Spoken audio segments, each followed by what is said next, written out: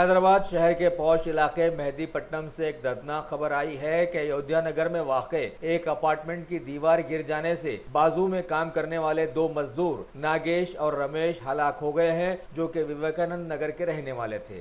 Police ने case दर्ज करके तहकीकात शुरू कर दी है। लापरवाही की वजह से आज की जो सुबह वाक़या हुआ, ये सिर्फ मकान मालिक के लापरवाही की वजह से हुआ।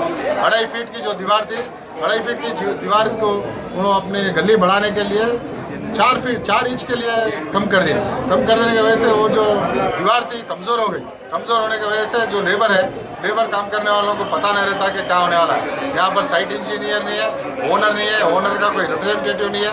नहीं रहने की वजह से उन लोग काम कर रहे थे तो गिर गई दीवार। गिर के जब तक इमीडिएट उन लोग मर गए। उन लोगों का इंतकाल के जिम्मेदार सिर्फ बिल्डर है और या न तो घर के ओनर है।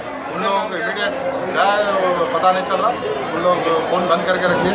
उन लोगों के ऊपर इमीडिएट एक्शन लेना है।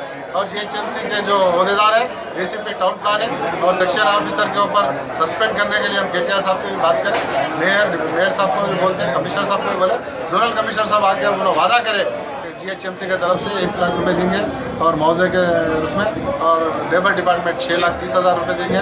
इंसान को तो वापस नहीं ला सकते, लेकिन ये वाक़या दोबारा नहीं होना अगर मानना है अगर ऐसा, तो इमीडिएट जो ओनर है, लैंड का जो ओनर है, ओनर से एक्सग्रेशिया दिलाना, ज़्यादा से ज़्यादा एक्सग्रेशिया दिलाए तो दूसरे बिल्डर भी उन लोगों को भी एक सबक सिखाया जैसा होता। खासकर इसलिए पुलिस महकमे से भी मैं गुजारिश कर रहा हूँ, बहुत अच्छा केस उनके ऊपर रजिस्टर करना।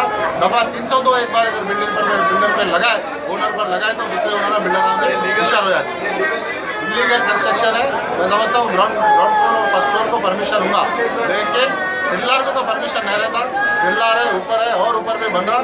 बिल्डर के ऊपर और ओनर के ऊपर सख्त से सख्त कार्रवाई करना।